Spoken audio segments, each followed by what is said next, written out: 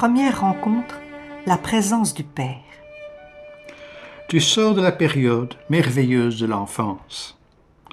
Tu prends conscience de ton intelligence et de ton cœur. Ta sensibilité s'affine et s'intériorise. Tes forces s'organisent pour faire de toi, en quelques années, un adulte. Aujourd'hui, tu te prépares à t'engager dans une croissance et une réponse. Mais attention, l'aide de celui qui, depuis ton enfance, te fait grandir est indispensable. Tu désires donc comprendre à quoi tu vas t'engager, savoir envers qui tu vas t'engager, savoir comment tu vas y arriver.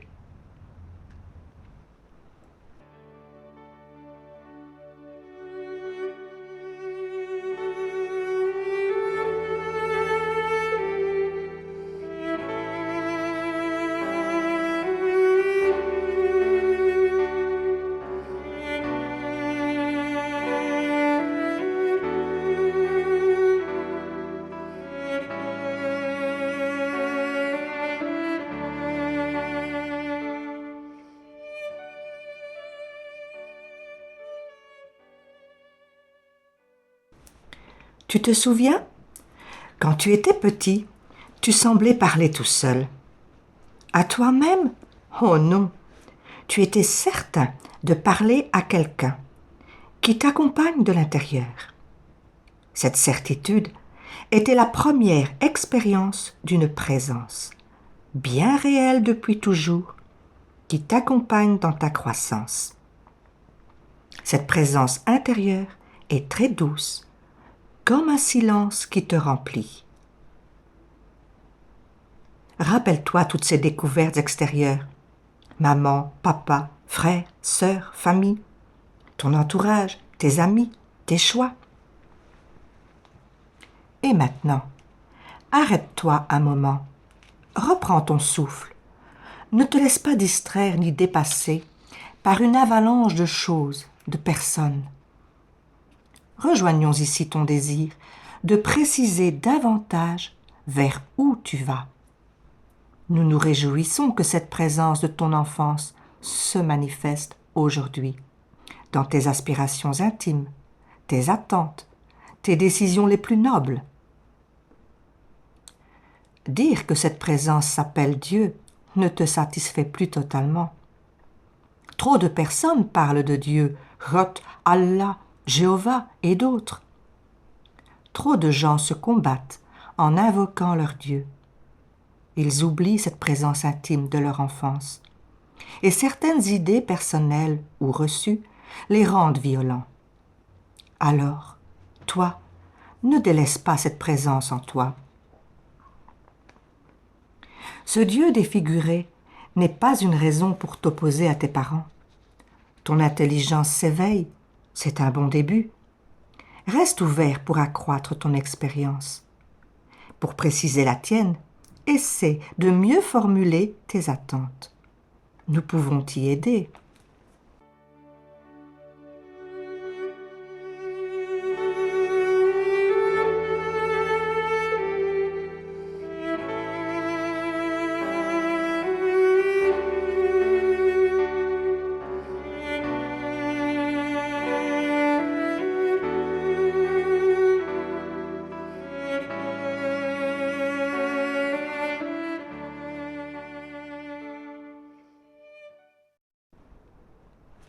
Maintenant, quel nom donneras-tu à cette présence? Un nom à toi ou le sien? Quelle écoute lui accorderas-tu? Une écoute toute simple et cordiale ou une critique née d'idées entendues? Quel geste feras-tu pour le rencontrer? Prends le temps. Pèse toute la valeur de ton expérience de cette présence intime. Mais découvrir sa réponse à tes questions, ça, c'est important. Si tu es venu ici librement, ton écoute et ta participation en seront une preuve.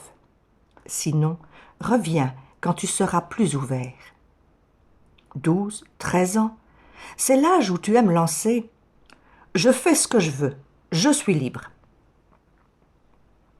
Tu n'as pas tout à fait tort, mais la manière dont tu le dis montre que tu n'as pas encore bien reçu ce cadeau, car la liberté est un cadeau à découvrir et à développer. Oui, la liberté est un cadeau aussi précieux que la vie. Personne ne réussira à te ravir ce cadeau. Intérieurement, tu es libre. Libre de dire non à tout ce qui t'entoure et que tu sens être moins bien, à tout ce que tu perçois comme dangereux ou contraire. Libre de dire oui à tout ce qui est signe ou annonce d'un amour vrai. Pour pouvoir aimer, il faut être libre. Si quelqu'un te forçait à dire oui ou à dire non, tu n'en aurais aucun mérite, aucune joie.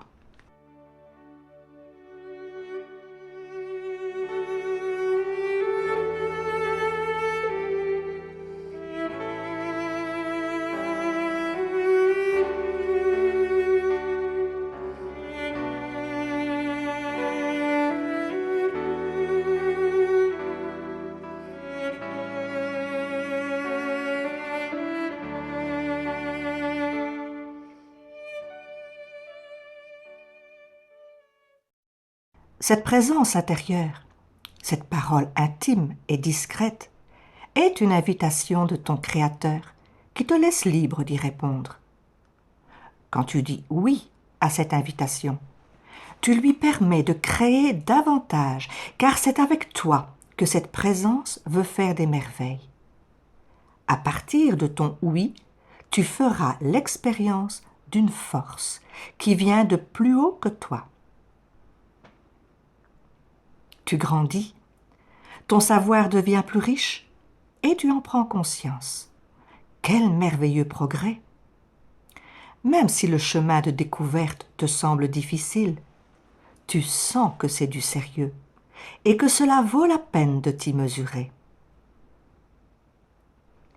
Cette présence intérieure te dit « Viens, regarde, écoute, reçois et réponds-moi. » Sans monter en toi le désir de la joie, sans monter en toi le besoin, le souci de quelque chose de vrai, de beau, de bien.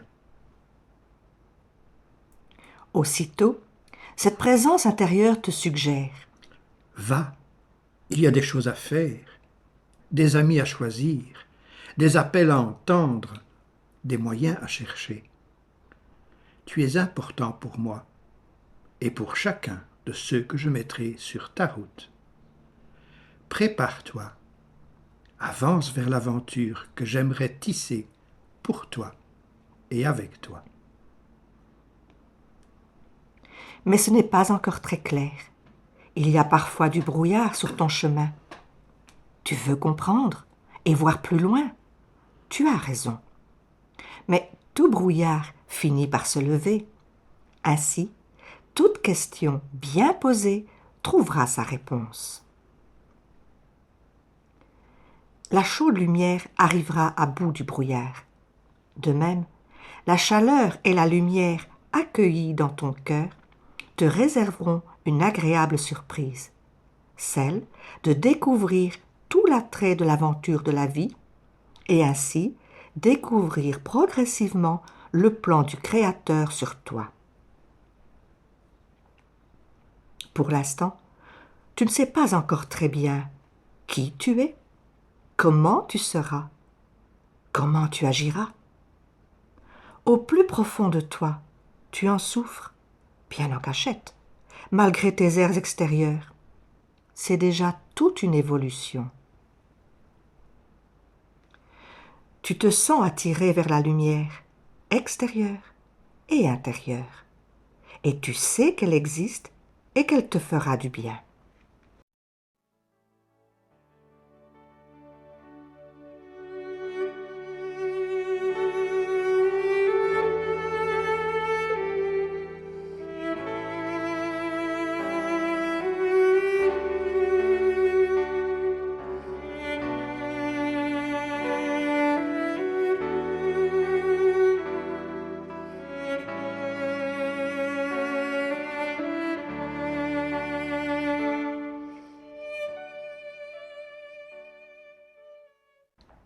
Tu sais qu'il faut s'exposer à la chaude lumière pour éclore, grandir et porter fruit.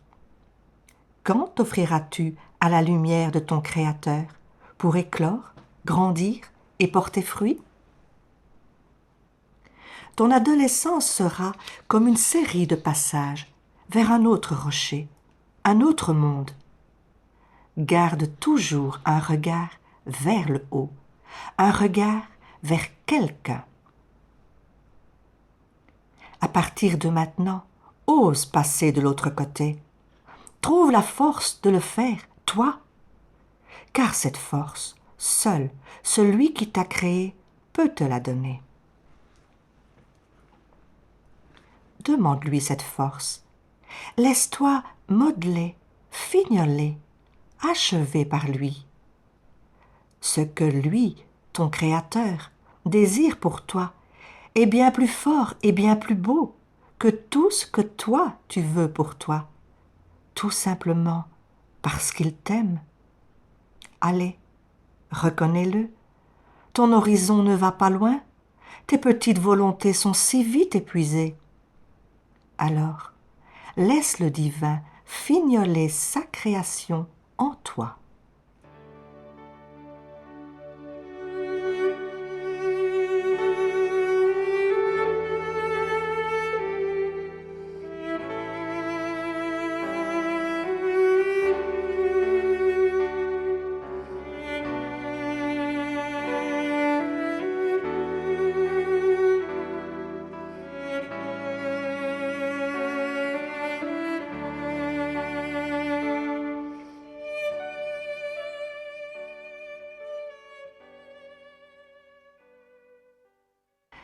Rassure-toi, tu n'es ni seul, ni dans un désert, à moins que tu n'aies toi-même créé ce désert autour de toi. Toute ta jeunesse, tu as joué au soleil, tu as vécu du soleil créateur. Tu sentais l'amour autour de toi, sans le formuler, le situer, le préciser. Mais aujourd'hui, tu commences à découvrir toute beauté, celle du soleil, celle de l'amour. Parfois tu t'y prends mal. Il t'arrive en effet de vouloir prendre l'amour, comme si l'on pouvait prendre le soleil. Quand tu prends l'amour, quand tu ne fais que profiter de l'amour en le captant, le ciel s'assombrit, ta vie devient triste. Cependant, comme une douce musique amplifiée autour de toi par le chant de tes frères, une parole intérieure te fera découvrir qu'aimer n'est pas prendre. Aimer, c'est recevoir et donner. Donner jusqu'à se donner. Chaque fois que tu vivras un tel amour, tu sentiras la vie comme une aventure, forte de joie et de liberté. Derrière toi, tes égoïsmes et leurs ombres.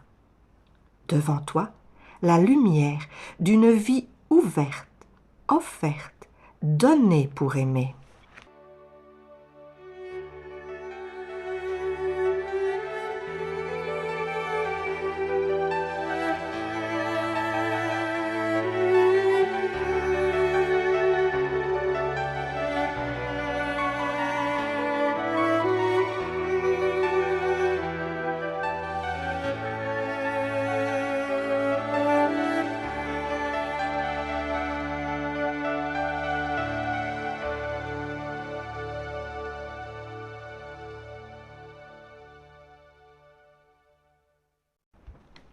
Non, tu n'es pas seul. Tu n'es plus un enfant qui attend que l'on vienne vers lui. Tu prends conscience qu'aimer n'est pas un rêve solitaire. C'est une démarche volontaire vers les autres. Tu découvres l'amitié tellement riche de joies nouvelles et merveilleuses. De plus, tu expérimentes que l'amitié aide ton ami et te grandit en même temps. L'amitié est un cheminement, une école de petits gestes d'amour, tu fais l'apprentissage de la réciprocité. Toi, moi, toi. Dans cette démarche, tu es comme un cierge. Tu brûles d'une lumière reçue et d'une lumière à transmettre. Finalement, naît un idéal. Aimer, partager, travailler ensemble, docile au Créateur qui nous façonne tous. Une question capitale s'impose alors. Comment appeler cette présence intérieure? Quel nom donner au Créateur pour l'appeler et converser avec lui? Demande-le à Jésus. Il ne parle pas de Dieu, de Jéhovah, de Allah. Il nous parle simplement de « mon Père ». Et à la fin des évangiles, il nous dit « Je remonte vers mon Père et votre Père. »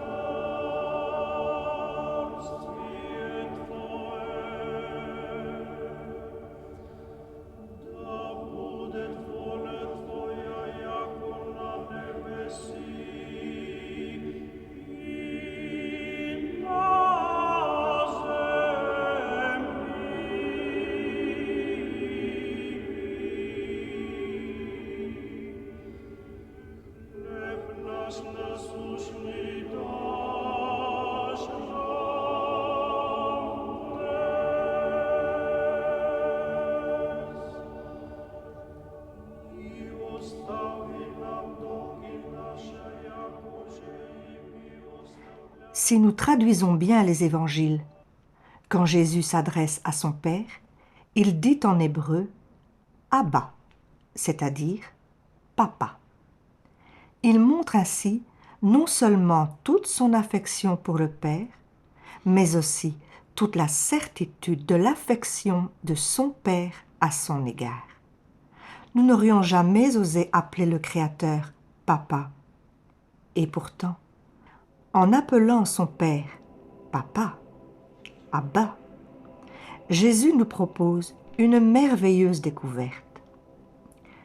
Le mot hébreu « Abba » comprend 2 lettres. La première A, la seconde B. A est toujours premier, symbole de celui qui peut dire « moi » tel que le Père. B est toujours second, symbole de celui qui s'entend appeler « toi » tel que le Fils. Pas de Père sans Fils. A aime B. B aime A. Le Père A est premier. Il se penche plein d'amour vers son fils B qui est second. Pour exprimer cet amour, l'hébreu utilise un symbole génial, le He. Écoute le son de la lettre He. C'est un souffle de vie et d'amour, la respiration du Père et vie et amour pour le Fils. Chaque lettre hébraïque est un nombre bien précis. Le He, 5e lettre de l'alphabet hébreu, suggère les 5 doigts de la main du Père, main tendue vers le Fils. Le Fils B ressemble au Père A. Le Fils B s'élève plein d'amour pour répondre au Père A. C'est génial d'avoir repris le He pour marquer le souffle d'amour reconnaissant du Fils. Ce He, 5, suggère les 5 doigts de la main du Fils tendus vers le Père. Il y a donc circulation d'amour entre le Père A et le Fils B. trace le cercle devant toi. Prononce les lettres A, He, B, He. Tu viens d'écrire un nouveau mot hébreu. Ahebe, amour. Voilà 2 mots faciles à retenir pour toujours. Ahebe, amour. Abba, papa. S'adresser à un père et lui demander sa force d'aimer, c'est invoquer l'Esprit Saint. C'est facile de se sentir, de se savoir aimer. C'est bon d'y répondre tout simplement. Et il n'y a pas d'âge pour cela, car c'est une réalité de chaque instant.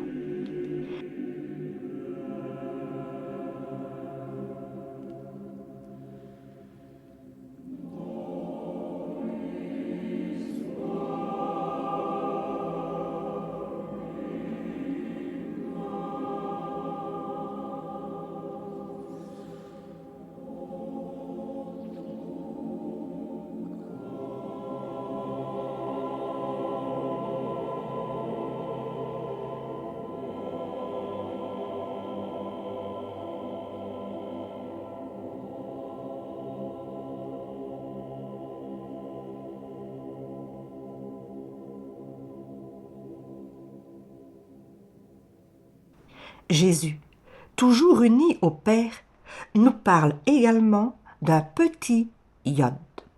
Yod est la plus petite lettre de l'alphabet hébreu, en français Y. Les évangiles rapportent cette parole de Jésus. Pas un iota ne tombera des Écritures. C'est dire l'importance de ce petit Yod. Yod, c'est la première lettre du nom divin révélé à Moïse. Yehowa, Yod, c'est la première lettre du même nom prononcée en hébreu.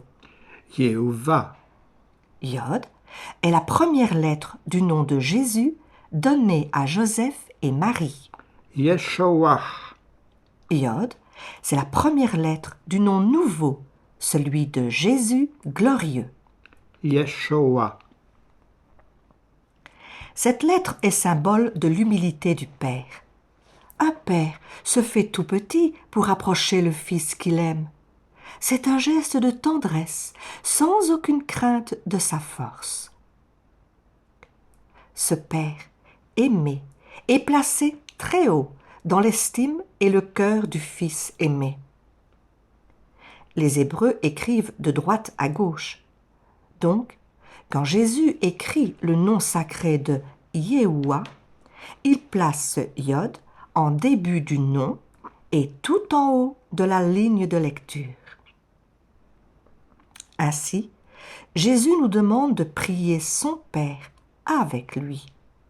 Mon Père et votre Père devient notre Père, placé en hauteur, parce que regardez dans les cieux. Disons très simplement, Papa, que nous regardons élevé dans les cieux. Terminons cette approche en priant consciemment le Père, au-dessus de toute réalité, intérieurement présent en chacun de ses enfants. Humble, presque imperceptible, il nous laisse grandir librement. Nous lui répondons avec toute notre tendresse humaine. notre Père, Toi, qui te fais petit et humble, et qui te penches sur nous avec tendresse.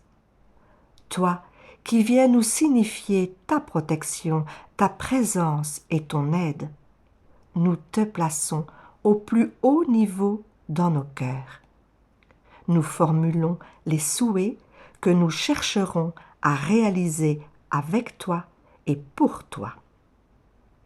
que ta volonté soit faite, Rayonnement d'amour en chacun de nous, sur toute la terre comme dans les cieux. que ton règne vienne, Présence recherchée et modèle pour chacun, sur la terre comme dans les cieux. Que ton nom soit sanctifié. Père, à la place d'honneur dans nos cœurs, présence dans le quotidien de nos vies, signature d'amour tracée sur nos fronts.